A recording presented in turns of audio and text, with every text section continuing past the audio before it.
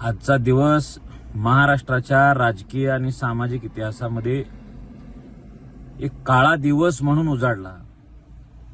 कुणालाच कल्पना नव्हती की ह्या राज्याचं एक धडाडीचं आणि धाडशी आणि कर्तृत्व असलेलं नेतृत्व आज आपल्यापासून हरवून जाईल. काही दिवसापूर्वीच दादा म्हणाले होते, राजकारण लय वाईट रे, लय वाईट. उद्योग व्यवसाय करा, निर्व्यसनी राहा. तो व्हिडिओ सगळ्या महाराष्ट्रानं बघितला, मराठ्यांनी बघितला, ओबीसीने बघितला. उद्योजकाकडे वळा, उद्योजक व्हा असं दादा त्याही व्हिडिओमध्ये म्हणत होते. अनेकदा दादांनी विनोद केला असेल, महाराष्ट्राच्या चेहऱ्यावर हसू फुलवलं असेल, पण आज त्याच दादांनी महाराष्ट्राच्या मनाला चुटका लावून आपल्यापासून एक एक्झिट घेतलेली आहे. निवडणुकांना सामोरं जाताना धडाडीनं कसं जावं. आमच्यासारखे विरोधक सुद्धा आम्ही जेव्हा समाजाचे प्रश्न घेऊन दादांच्या विरोधात लढलो, मी तर शिवनेरीवर त्यांच्या सभेमध्ये गोंधळ घातला होता, पण ते झाल्यावर सुद्धा ह्या माणसाचा प्रश्न योग्य आहे ही जाणीव झाल्यावर अजयदादांनी आदरपूर्वकच त्या प्रेसमध्ये उल्लेख केला, त्या सभेत उल्लेख केला. आम्ही कोल्हापुरात 15 ऑगस्टच्या झेंडावंदनानिमित्त झालेल्या बैठकीमध्ये सुद्धा आमचा आणि दादांचा असा एक समोरासमोर सामना झाला होता.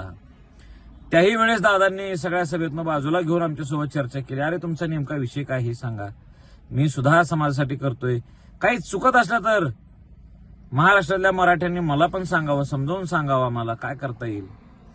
एक सकारात्मक नेतृत्व. आम्ही सारथीसाठी, बार्टीसाठी, महाज्योतीसाठी अनेक विद्यार्थ्यांच्या काही अडीअडचणी होत्या, काही प्रश्न होते, समज होते, गैरसमज होते. तेही प्रश्न घेऊन आम्ही दादांना भेटलो.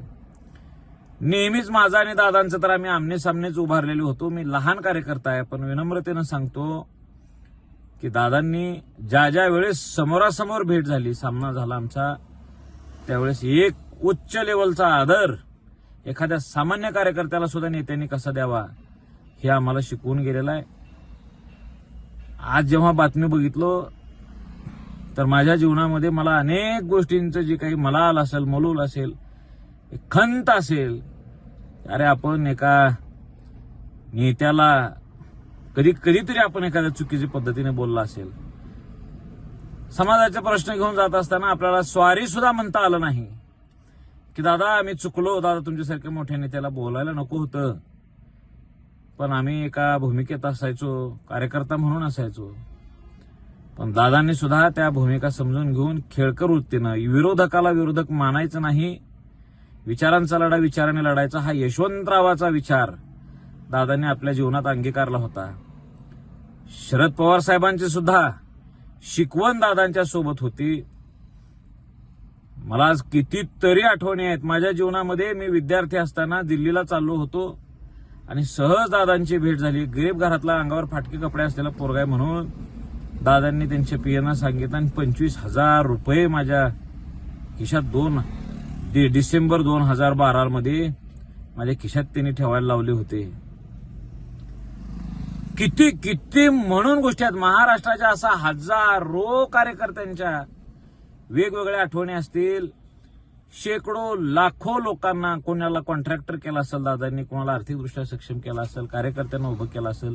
विरोधकांना सुद्धा विरोधक न मानता, त्याला संपवायची भाषा न करता त्यांचीही कामं केली असतील. ह्या दादांनी सहकारामध्ये सुद्धा आपले कॉन्ट्रीब्युशन दिले. भलेही कोणाचे काही मतभेद असू द्या, पण अजयदादांच्या विकास दृष्टीला, अजयदादांच्या खेळकर वृत्तीला, खेळाडू वृत्तीला कुणीही त्यांना चॅलेंज करू शकत नाही. अरे काल आपल्या सगळ्यांच्या तोंडावर हसू ठेवणारा हा मराठ्यांचा ढाण्यावाग, महाराष्ट्राचा ढाण्यावाग आज लोकांच्या डोळ्याच्या कडा पाणावून गेलाय. निशब्द झालोय, बारामतीला निघालोय. बघूया नेत्याचं लांबून जरी दर्शन झालं, ह्या जनतेच्या स्वरूपात असलेल्या दादांचं दर्शन झालं तरी समाधान वाटेल. धन्यवाद.